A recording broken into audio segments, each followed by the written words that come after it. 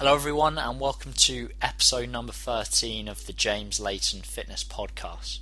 In today's episode we're going to be discussing cardio and more specifically high intensity interval training and low intensity steady state.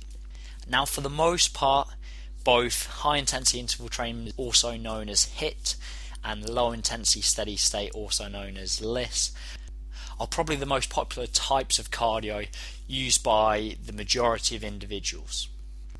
Now it's important to put this into the context of fat loss, and also we're specifically talking about people trying to maintain as much muscle mass as possible during a fat loss phase. So therefore we're talking about people lifting weights 3 to 6 times a week. They're in a fat loss phase and they're essentially trying to reduce body fat. Now it's important we discuss firstly the bigger picture. So as I've discussed in detail in some of my other episodes, it's important to note that fat loss can only take place within a net energy deficit.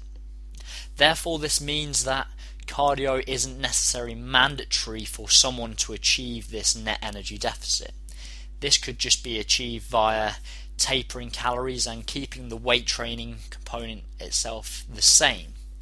However, for the most part, the leaner an individual gets, some cardio will be potentially needed. Otherwise, if you're just focusing on tapering calories, you'll get to the point where your weight training will be impeded in the sense of performance, strength will go down significantly. Therefore, for the most part, using a combination of cardio and tapering calories is the best approach to use. However, just remember our hierarchy of importance, which is our weight training. This should be the foundation of your routine, and this needs to be the centerpiece within an extended fat loss phase. And for obvious reasons, if we're looking to maintain as much muscle mass, we need to focus on trying to maintain as much strength in the gym. And therefore, when weight loss happens, for the most part, this is going to be mainly body fat, water and glycogen rather than muscle mass. It's important to note that there will be, by default, some losses in muscle mass during an extended fat loss phase. However, our goal is really trying to minimize this as much as possible. And the reason I mention this is people have a tendency to impede this hierarchy of importance weight training by either 1, doing too much cardio, 2, placing their cardio prior to their weight training session, and 3, not being smart in terms of the type of cardio they're using. So now we understand that top hierarchy of importance, there needs to be energy deficit in place, weight training should be the foundation, and then you're essentially either adding cardio or tapering calories to further that energy expenditure.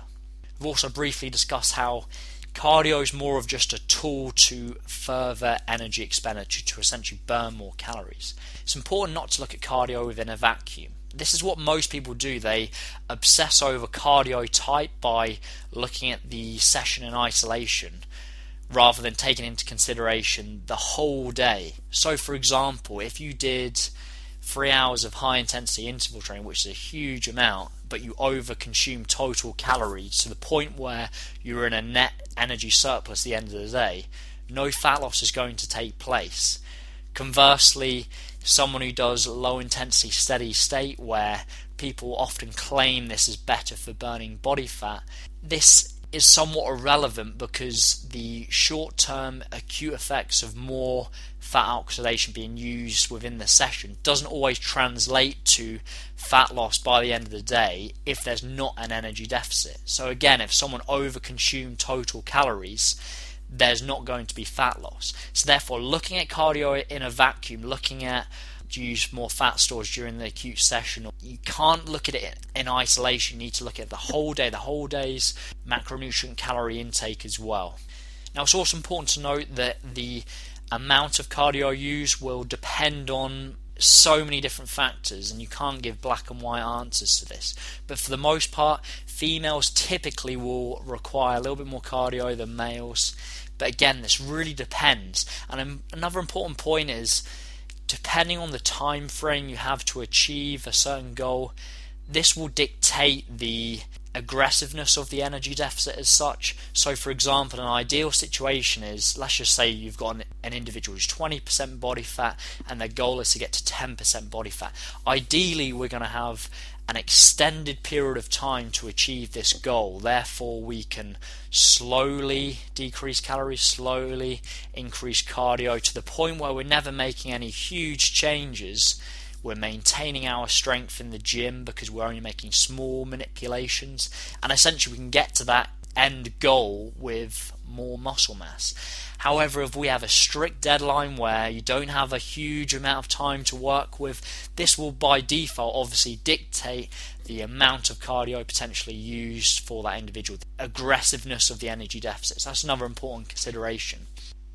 So now we understand how cardio can be used within a fat loss phase, whether it's completely necessary from the outset, and we need to focus on prioritizing that weight training first. Let's look at the types of cardio. So for the most part, there's 3 different types. We're mainly going to be focused on 2 of them today, which is high intensity interval training and LISS. The other one is moderate intensity steady state, which is essentially exactly as it sounds, a moderate intensity, say a run or a cycle, whereas low intensity steady state would be, for example, a walk or an incline walk on the treadmill, something along those lines. Contrary to popular belief, both of these have pros and cons, and you cannot say whether one is better than the other because, as always, context will dictate the application. So let's just give you an example. Most people in the fitness industry will go out of their way and tell you HIIT is superior to LISS. But what if you had a bodybuilder with 4 weeks out from a show who's already training legs twice a week and they've got a small hamstring strain?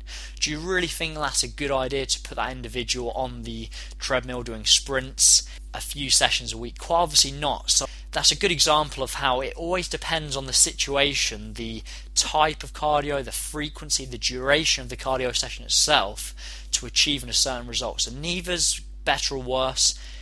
Both have pros and cons. You're essentially choosing the one that best suits you, or a combination of both, which I'll get to in a second. So some of the pros and cons of high intensity training are the following. The cons, as I said, if you've got a injury or a hamstring injury, something like that, sprinting is obviously not going to be a great thing to do because you'll just potentially put yourself in a position where you can make the injury worse and stop training lower body at all. Again, impeding that hierarchy of importance, which is our weight training.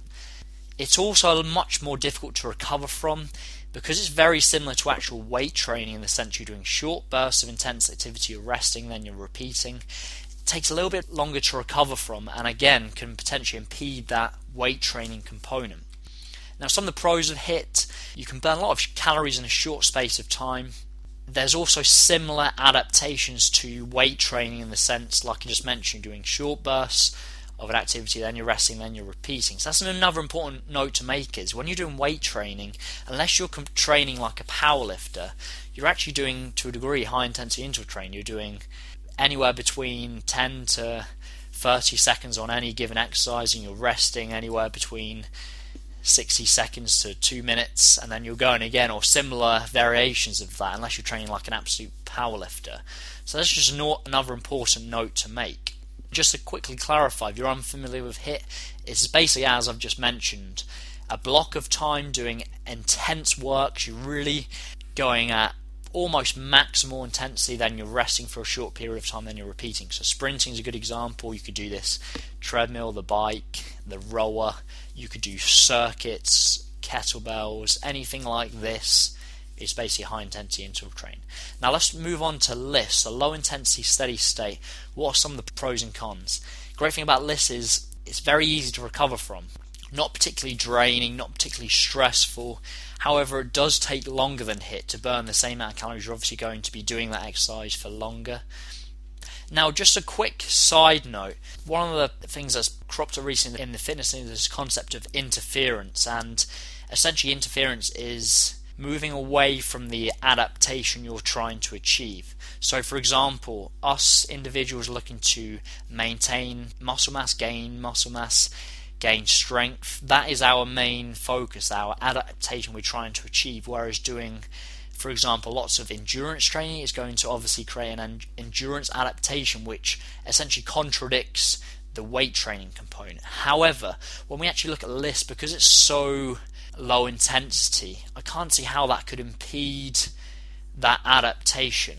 However, if you were to do, say, moderate intensity steady state, so MIS, so a run outside, or long kind of endurance type training frequently enough, this could potentially impede the adaptation you're trying to get from all the strength weight training. However, remember, it's dose dependent, so it's an overconsumption of that MIS that could potentially impede the weight training. So if you just do a run every now and again, it's not going to have a huge impact. However, if you're doing that very frequently and a similar frequency to a weight training, you're probably going to get some interference potentially.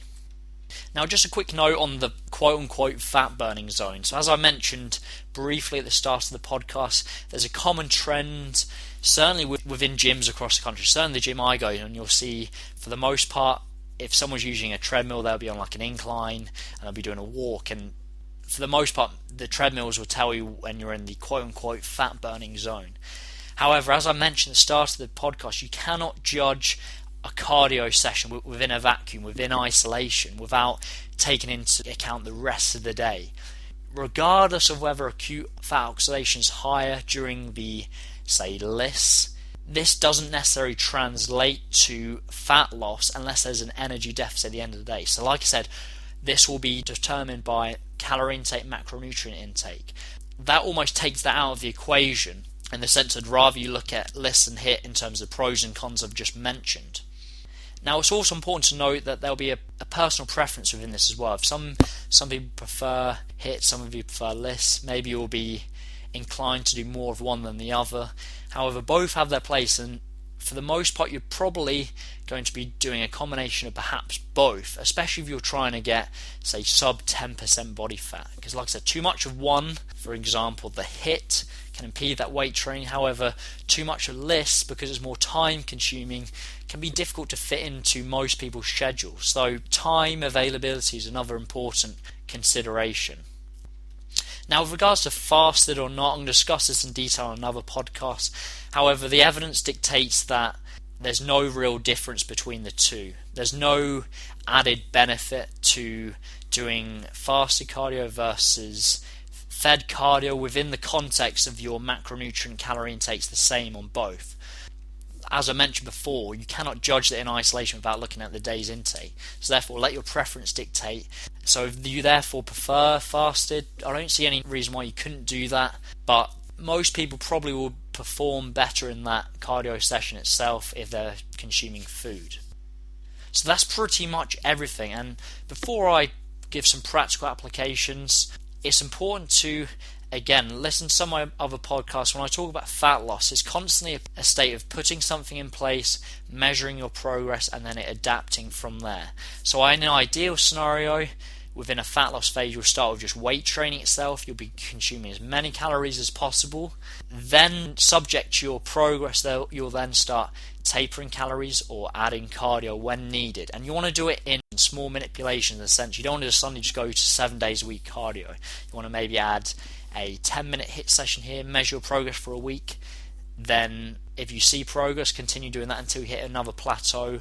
The same with manipulating food intake. You're constantly putting something in place, measuring your progress, and then adapting from there. And also, it's important that you place that weight training at the top of the hierarchy of importance. Therefore, you want to be doing really as minimal cardio, and you want to be eating as many calories as possible. So those two things are important. Within the fat loss phase, you're constantly trying to keep that food intake as high as possible and the cardio to a minimum, because those two factors will potentially impede that top hierarchy of importance, the weight training. So practical applications. So is cardio necessary? As we just discussed, it depends where you are in the fat loss phase. But again, you're constantly either tapering calories or adding cardio. And when you become leaner, you may need higher carbohydrate refeed days, etc., maybe a diet break. I've discussed the refeed day on another podcast, and the diet break I'll discuss on another podcast as well. Keep in mind the deadline of when you're trying to achieve this fat loss goal by. So it really depends. Obviously, if you've got a short deadline, you may have to be more aggressive with the energy deficit. And as I mentioned, the context and preference would dictate the application.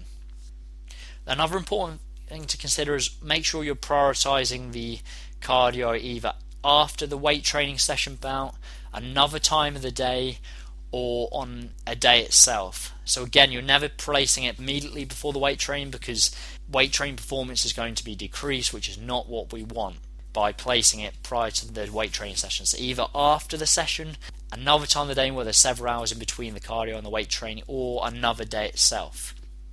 We discussed faster or not, no real difference between the two. Let personal preference dictate application. Combination of both protocols is a great place to go. Both have benefits. By placing too much emphasis on, say, HIIT, you run into problems. Too much emphasis on LISS, you run into problems in the sense that you're just consuming so much time, and for the most part people can't fit it into their schedule. Another quick added caveat: when I was discussing the LISS, it's really important to note that when people measure what they do on the treadmill, for example, let's just say they try and burn 250 calories, it's important to note that that isn't 250 calories off your day, because you would still be burning calories by default within that hour anyway. So if you didn't do anything within that hour's LISS or whatever it was, you'd still be burning some calories. So therefore it wasn't 250 calories taken off, it might have been more like 180. So that's another important consideration. So hopefully you found this useful. If you're still yet to download my free ebook, How to Set Up Your Nutrition Plan, if you go to Layton Fitness.co.uk, you'll see a tab at the top of the page called free ebook, and you can download that immediately, and that'll basically teach you how to set calories, macronutrients, how to manipulate these to move you closer to your fat loss or muscle gain goal. So thank you very much, guys. I look forward to speaking to you next week. Take care.